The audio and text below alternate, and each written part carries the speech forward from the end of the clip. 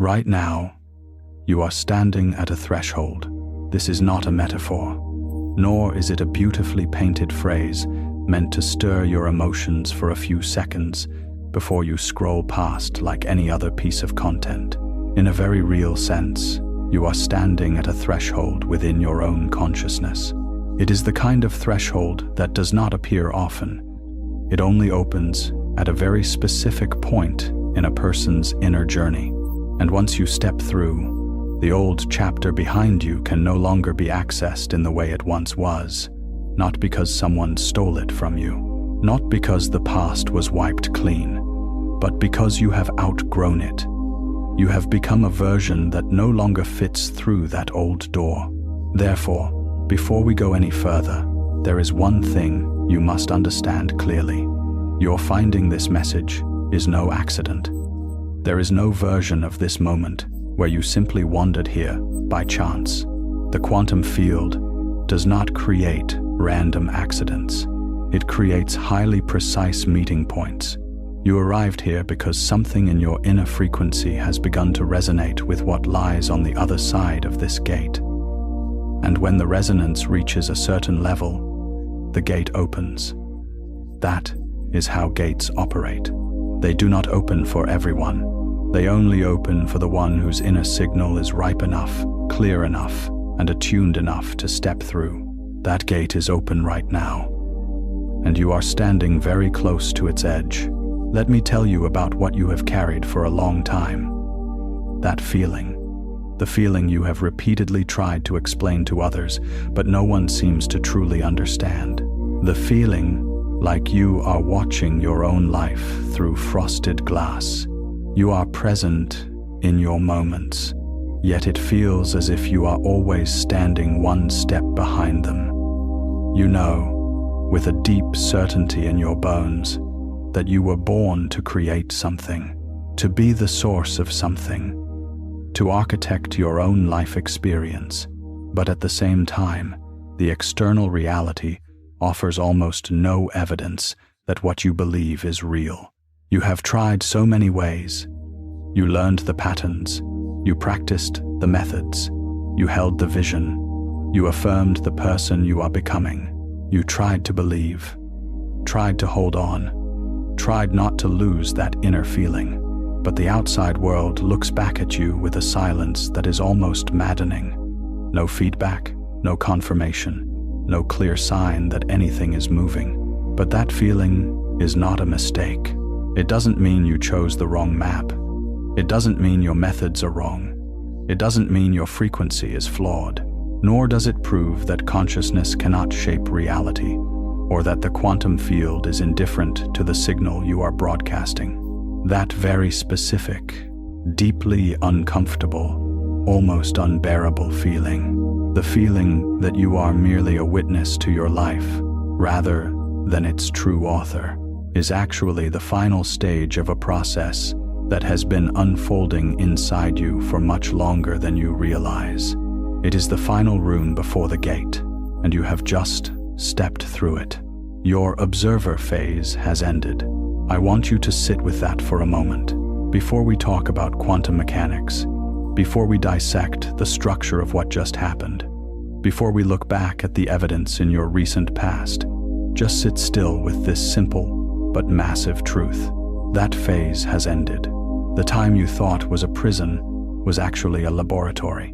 The time you thought was a failure was actually an incredibly rigorous training sequence, precisely designed to forge your consciousness, and you have made it through. Not because things got easier, not because the world finally cooperated with you, not because you found the exact right technique at the exact right time so that everything suddenly clicked. You completed that phase because you persevered, because you kept that frequency alive within you even when the outside world constantly broadcasted an opposing signal, because on a very deep, almost wordless, cellular level, you refuse to let go of the knowing that you are greater than your current circumstances. It was that quiet refusal that helped you pass the test, and that test is over. This means something else is beginning. a phase that operates on different principles, a different set of tools, an entirely different position in the relationship between you and reality. By the time this message ends, you will not only understand intellectually that something has changed, you will feel that shift in the very structure of your thoughts. You will recognize the gate you just stepped through, and you will know, with an understanding that requires no proof, that you are standing on the other side of something you cannot go back from. This is the quantum gate, and it has just opened. The physics of the observer. Let's start with the physics, because this is not a spiritual story dressed up in a lab coat. This is not a metaphor decorated with quantum mechanical concepts just to sound more mystical. The quantum framework we are about to walk through is part of how reality operates. It has been observed, studied, and verified in countless experiments. And when you truly understand it, not as a distant theory, but as a mechanism operating in your own life experience that will be the first act of a conscious creator. One of the strangest foundations of quantum mechanics is this. At the deepest level, reality is not a collection of hard, fixed objects existing entirely independently of us. It is a field of probability, an ocean of potential. Every possibility exists in a state of superposition, meaning multiple outcomes can coexist until an act of observation causes them to collapse into a specific result. The double-slit experiment demonstrated this in a way that stunned the scientific world. When particles like electrons or photons are fired through two slits without being observed, they behave like waves. They spread out, interfere with themselves, and create a probability pattern. But when a measuring device is introduced, when the act of observation enters the equation, that pattern changes. The probability wave collapses. The particle appears as a concrete entity at a specific location. In other words, the act of observation does not merely witness reality, it participates in shaping it. This is the point where many people hear the concept and stop at a beautiful idea. Consciousness shapes experience. But the deeper truth lies here. The observer effect is not just a subatomic phenomenon. It suggests a fundamental relationship between consciousness and how we experience life. You have always been the observer. You have always been collapsing possibilities into concrete experiences. The issue was never whether you were doing it or not. The issue is, what signal are you broadcasting while doing it? For a long time, maybe months, years, or even most of your conscious life, you have been in a state we might call observer mode. And it is crucial to understand this state correctly. Observer mode is not helplessness. It is a mandatory calibration phase. Imagine if a consciousness that hasn't yet learned how to hold a stable signal were given full, direct power to create reality. A consciousness that constantly reacts to fear, lack, loneliness, anger, and insecurity. A consciousness that changes its frequency every time external circumstances shift. If that were the case, the resulting reality would be pure chaos. It would reflect fear when you are afraid, reflect lack when you feel lack, reflect separation when you feel lonely. You wouldn't actually create anything new. You would only amplify what is already hurting you. Therefore, before stepping into conscious creatorhood, you must go through a training process, an unavoidable phase. Its purpose is very clear: to teach you how to hold a frequency without requiring external evidence. Not to feel abundant when money is already plentiful, but to hold the feeling of abundance when your bank account says the exact opposite. Not to feel loved when love is visibly present, but to hold the knowing of your worthiness even when the outside world reflects loneliness. Not to believe in your creative power when everything is going well, but to maintain that knowing when all physical evidence seems stacked against you. That is the training. Observer mode was not designed to punish you. It was designed to build a resilient consciousness, a consciousness that no longer merely reacts to the world, but can maintain its own distinct, stable, and consistent signal, even in an environment utterly devoid of confirming evidence. A lighthouse doesn't shine because the sea is calm. It shines because light is its nature, no matter how violently the storm rages. And here is the almost cruel subtlety of that phase. While you are in it, you usually cannot know you are being trained. If you knew for certain it was just a test, if you were guaranteed that you were passing and everything would definitely be fine, the test would lose its meaning. That calibration process requires you to hold your frequency in true uncertainty, not philosophical uncertainty, but raw, naked uncertainty. Not knowing if any of this is real, not knowing if you are deluding yourself, not knowing if continuing to believe is wise or foolish. That is the test, not meditation, not visualization, not affirmations. The real test is the ability to hold the frequency straight through genuine doubt, and you held it, the final pressure test. Now, let's talk about the very last stage of that process, because that is where the clearest evidence lies.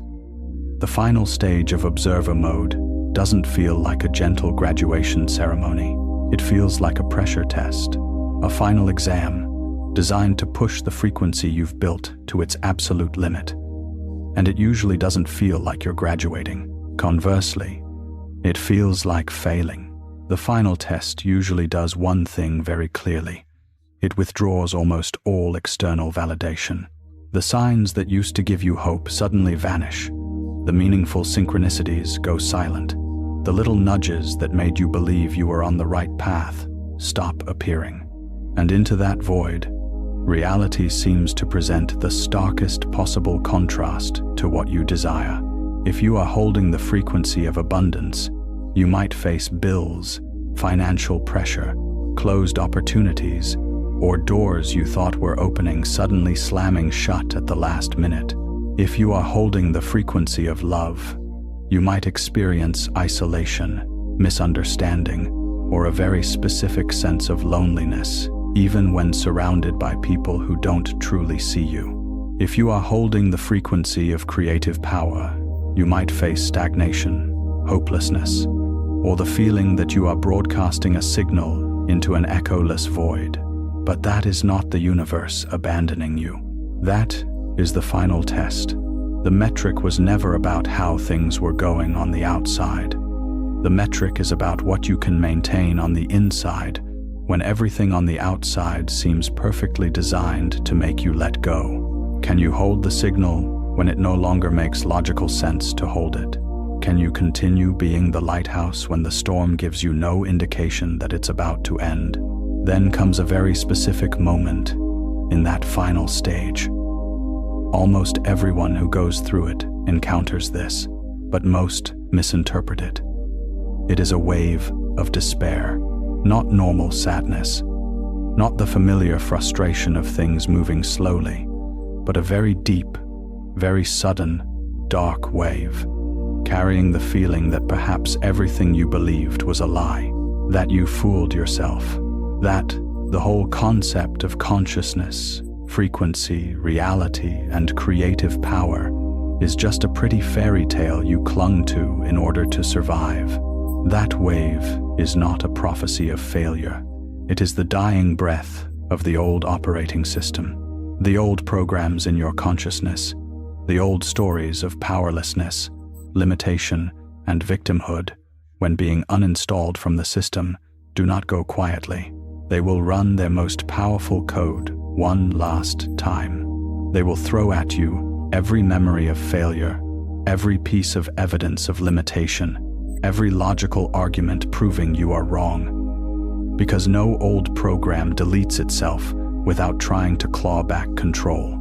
Therefore, The intensity of that final wave of despair is not proof that you are far from the finish line. On the contrary, it proves the uninstallation process has gone incredibly deep. The bigger the upgrade, the louder the old system screams as it gets wiped. The darker the wave, the stronger the new frequency you have anchored. That despair is the graduation bell. You just didn't know what the bell sounded like before. And then, after that wave, something shifts. Not with fireworks, not with a blinding moment of revelation, but with a strange stillness, an almost suspicious peace. Not peace because your problems are solved. Not peace because you finally received confirmation, but a peace that does not originate from the outside. Precisely because it has no obvious cause, it confuses you. You don't know whether to trust it or not. You don't know if it's the surrender of defeat or the sign of having arrived. You don't know if the stillness is an empty void or solid new ground. But that stillness is the exact moment the gate opens. It is the moment the old operating system completes its deletion and the new architecture comes online. It is the moment your position in relationship to the quantum field changes, not gradually, not step by step. It's like a phase transition. One moment, you are the observer. The next, you have stepped into the seat of the creator. There is no halfway phase in between. There is only crossing over, and you have crossed over. The stories of Sarah and Theo. Now, I want to tell you about two people. Not because their stories are more important than yours, but because sometimes we see ourselves most clearly through the journeys of others. The first person is Sarah. Sarah spent 7 years building what she called her inner library. Books, courses, methods, practices, journaling, affirmations, vision boards, all revolving around one belief. Consciousness shapes reality. Every morning, she woke up at 5:30. She meditated, journaled, visualized, and did what she called frequency work, stepping into the emotion of her desired life before the day even began. But for 7 years, the outside world barely changed in the ways she hoped. It wasn't that there was zero movement. There were small signs. There were moments that looked like confirmation. There were very slight shifts, but the core of what she desired, a creative life, financial freedom, the feeling of being fully expressed in the world, remained stubbornly far away. And Sarah, like many others, reacted by trying harder. She studied more, calibrated more, practiced more, searched more. In the final year of her observer mode, though she didn't know it was the final year, she began to feel a strange detachment. She was practicing more than ever, yet feeling less connected than ever. The affirmations rang hollow. Visualization felt like a performance. The morning routine that used to feel like communion with the divine now felt like meaningless, repetitive mechanics. And beneath it all grew a louder question. What if I'm wrong about all of this? She didn't stop. That is the crucial part. She didn't stop because stopping felt like an internal death. But she also no longer believed the way she used to. She kept doing the motions out of a desperate momentum rather than true faith. Then the final test began. Within 6 weeks, 3 major opportunities collapsed. A collaborative project she had built for months shattered after a single conversation. A creative endeavor she had poured massive energy into was met with such apathy it felt like a physical blow. A relationship that had been her main source of emotional support shifted, suddenly leaving her completely alone. The wave of despair came on a Tuesday night. She sat at her desk, and a thought arrived, different from all other thoughts. It didn't feel like a worry. It felt like a sentence being handed down. "This isn't real. None of it is real. You've spent 7 years living in a beautiful delusion." Immediately following was a sensation like the floor vanishing beneath her feet. Not panic, not grief, but an absolute void, total silence, as if every story she had ever told herself had just ended. She sat in that void for a long time. For the first time, she didn't try to fix it.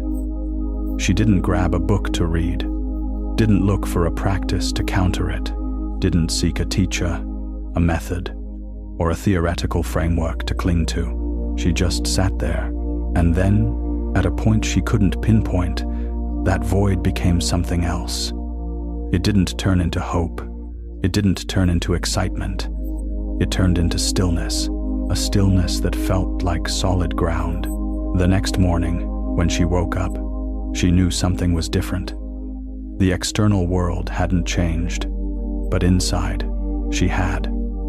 She no longer reached for her practices with frantic desperation. The vision she had held for 7 years no longer felt like a distant object.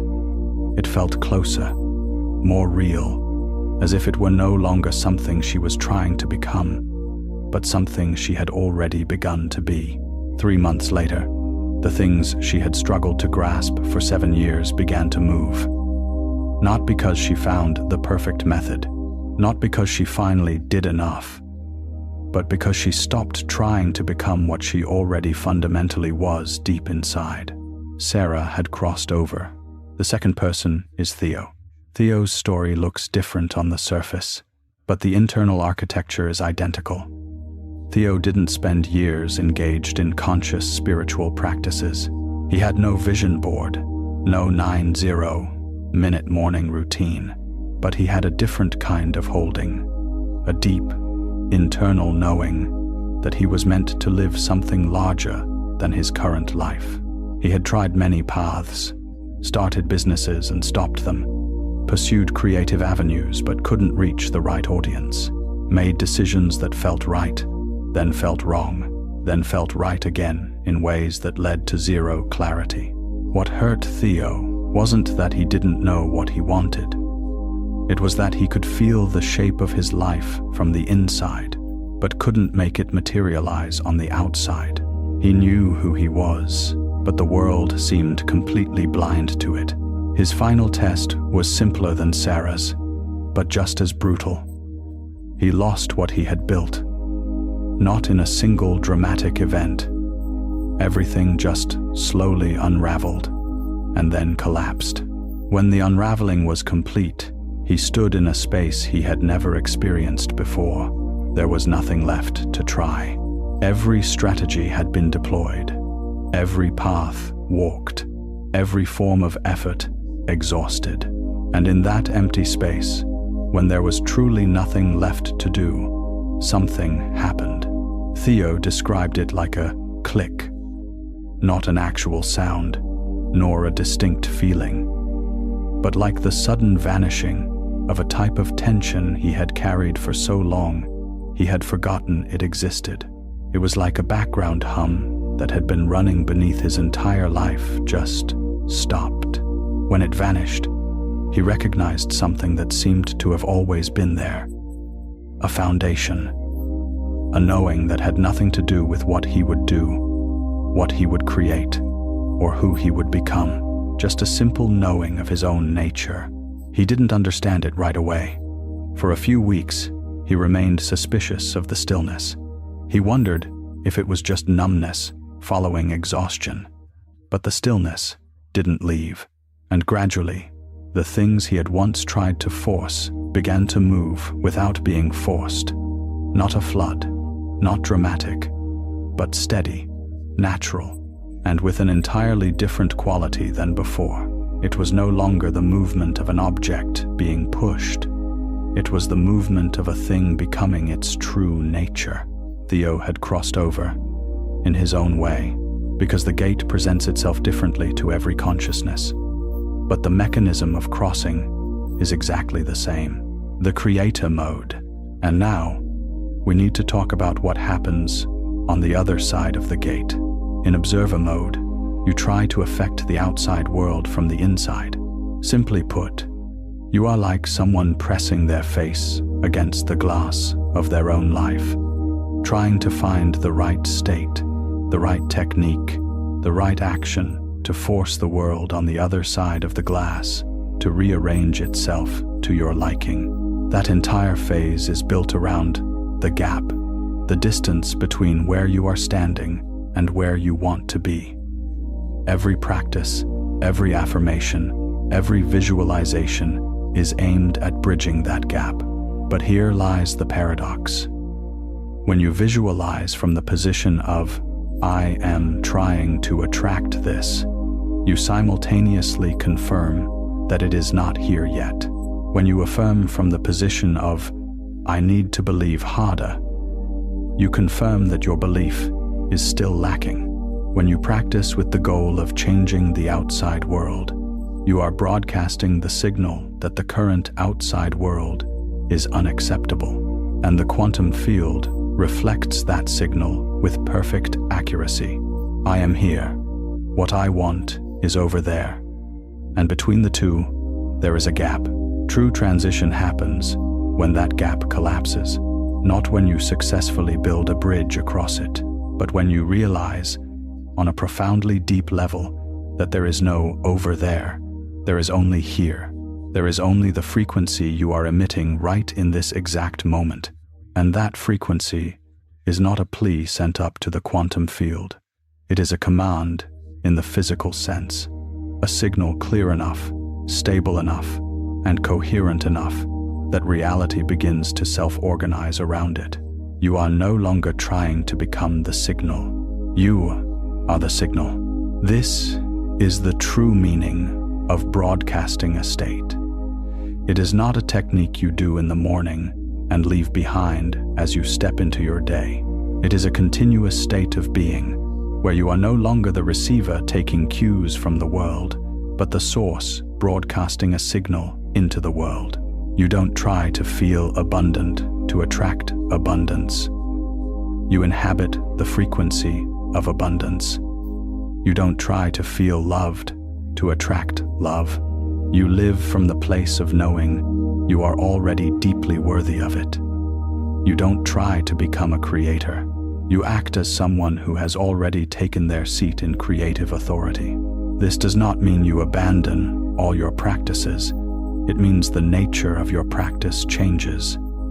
Before, you practiced to conjure an emotion you didn't have. Now, you practice to sink deeper into a frequency you already are. Before, you were a student trying to pass a class. Now, you are a master, sharpening your proficiency. The action is the same, but the internal posture is completely different. And I want to be honest with you about this. Stepping through the gate does not mean the external world instantly shapeshifts overnight. The signal can change instantly, but physical reality requires time to render according to the new signal. Old patterns may still be completing their final arcs. Circumstances set in motion long ago may still follow their trajectory for a short while. This is the phase where most people slip backward.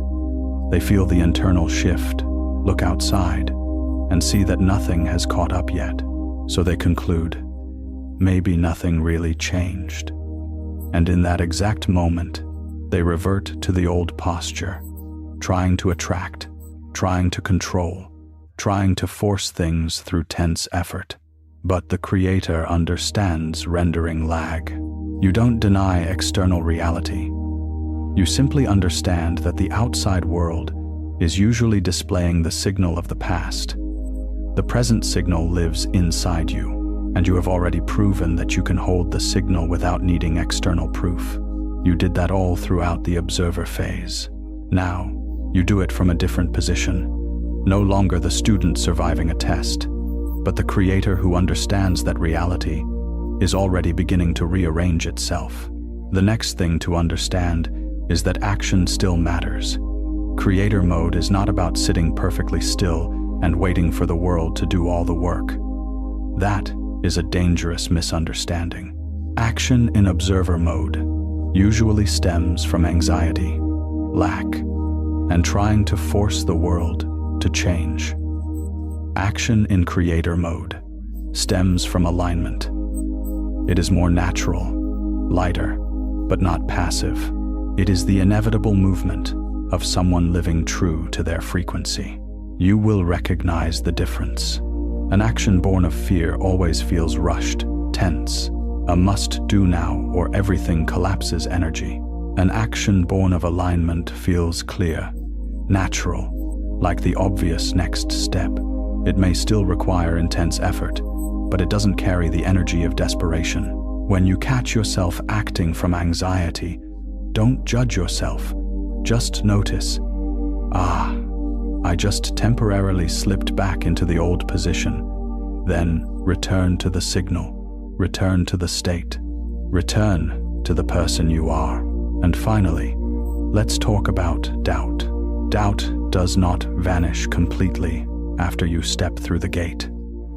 Any message promising that you will never doubt again is lying to you. Doubt is a function of the mind. It helps the system check the signal, check for consistency, check for integrity. What changes is not that doubt disappears. What changes is your relationship with it. In observer mode, doubt is a threat. Every time doubt arises, you fear it will shatter your frequency. So you try to eliminate it, suppress it, or talk yourself out of it. But the harder you fight to erase doubt, the more you confirm that doubt has power over you. In creator mode, doubt is just information. It is a signal that an old story is trying to run. An old belief just got triggered. There is a spot within you that needs a slight calibration. It is not a catastrophe. It is not a failure. It is just data. You look at it. You ask, what belief is generating this doubt? Which story is trying to pull me back to the old position? And then you adjust, not with panic, but with the quiet attention of someone who knows they are the source of the signal. That is mastery, not the absence of doubt, but the end of being controlled by it. You are the lighthouse. Now, come back to yourself.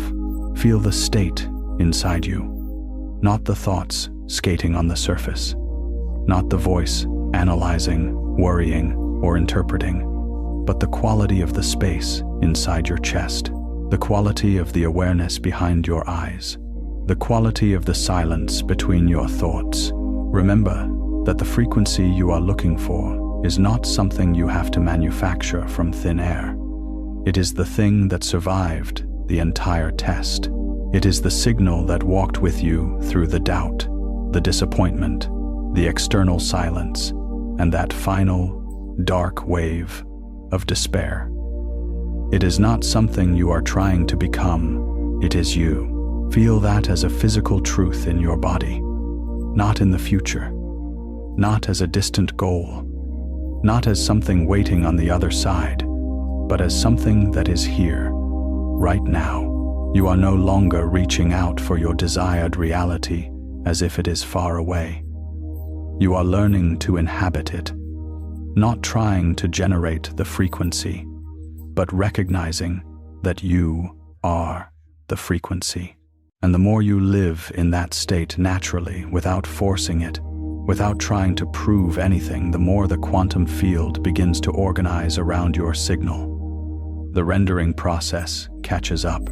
The external world begins to clearly reflect what has been established within. You are the transmission tower. The signal has been broadcast. Reality is moving. Hold the signal. From here on, a few things will begin to change. First, your perception of time will be different. In observer mode, time felt like the enemy. Every day that passed without your desire manifesting felt like mounting evidence against you. But on the other side of the gate, time is no longer a place where failure accumulates. It becomes the space where reality renders. You are no longer waiting in desperation. You allow the process to unfold with the patience of someone who knows the signal has shifted and the world is catching up. The second change is synchronicities. Before, you clung to them like life preservers. Every small sign made you sigh in relief. Every silence sent you into a panic. But in creator mode, synchronicities don't necessarily arrive as dramatic lightning bolts. They often become a quiet, steady current. Doors open naturally. The right people appear at the right time. Opportunities arrive not as sensational miracles, but as the normal consequence of a stabilized signal. The third is your relationship with others. Before, other people could easily pull you off your signal. Their words, their validation or rejection, their judgments could drastically impact your internal state. But as your signal becomes more coherent, you are less easily swayed. Not because you've become cold, but because you are anchored. You no longer need others' validation to know who you are. The fourth, deeper and much quieter, is your relationship with your own inner life. Before, your mind felt like a battlefield. On one side, the frequency you were desperately trying to hold. On the other, doubt, fear, and old programming. You had to constantly stand guard, constantly manage, constantly repair. But when the old operating system is uninstalled, your inner life gains space. It is not perfect. It is not without its difficulties. But it is no longer the war zone it once was. You can experience uncomfortable emotions without treating them as threats. You can have a negative thought without immediately believing you've lost your frequency. You can simply be with yourself without feeling like you have to fight to survive. That is the true gift of the observer phase. All those years you held the frequency without proof. All those times you kept going despite the doubt. All those nights you thought you couldn't take it anymore, but refused to let go. All of that forged within you a capacity for stability that no one can ever take away. You learned how to be the lighthouse. You proved it in the storm. And now, that light is no longer something you have to force yourself to turn on. It is part of your architecture. You are different now, not just a little better, not just a little stronger, but fundamentally different in state. Like water and ice, the same substance, but an entirely different form. Like the wave and the particle, the same entity, but a transformed relationship with reality. You have gone through a phase transition. You were in a state of superposition. You could have become the one who crossed over, or you could have been the one who gave up. You could have held the signal, or you could have returned to the old chapter. But you chose. You held. You stepped through. The wave function collapsed. And the version of you standing here right now is the version that made it to the other side. That is why you cannot fully return to how things were. Not because anyone is stopping you, but because you no longer fit into the old mold. You have outgrown the door. Now, perhaps a part of you is still wondering, did I really cross over, or am I just getting close to the gate? If you are asking that question, stay calm. That very uncertainty might be part of the crossing process. The gate doesn't always open to the sound of trumpets.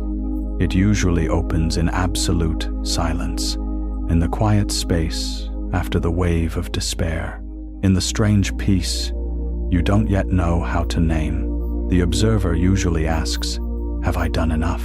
The creator begins to ask, who am I now? And what does that mean? Listen to which question is alive inside you. And if you are still approaching the gate, if the final test isn't over yet, if the wave of despair hasn't come and gone, this message is still for you, because now you know what is happening. When the final darkness arrives, you will not rush to call it a failure. When the external silence drags on, you will understand it might be a frequency test. When the stillness finally falls over everything, you will recognize that might be the exact moment the gate opens. The gate will open when your frequency perfectly matches the other side. Not when you try hard enough, not when you wait long enough, but when the internal signal is ripe. And every time you choose knowing over doubt, every time you hold the state instead of chasing external proof, every time you inhabit the person you are becoming instead of retreating to the person you were, that frequency moves closer to the gate. Trust the timing, but if you have crossed over, if you recognize yourself in what was just described, if you know something inside you has fundamentally shifted, even if you couldn't put a name to it before, then hear this. You are walking into a territory not everyone reaches.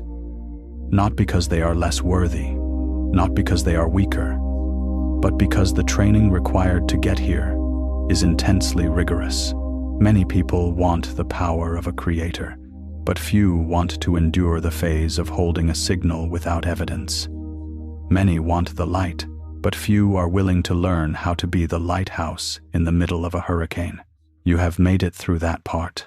Your job now is no longer to prove that you are worthy. Your job is to live from the knowing that you have already arrived, not with arrogance, not with rushing, but with the quiet certainty of someone who has finally taken their rightful seat. The gate is open. You are standing on the other side. And from here on out, the most important thing is not to keep looking back over your shoulder, wondering if you actually made it. The most important thing is to hold the signal and walk forward as a creator.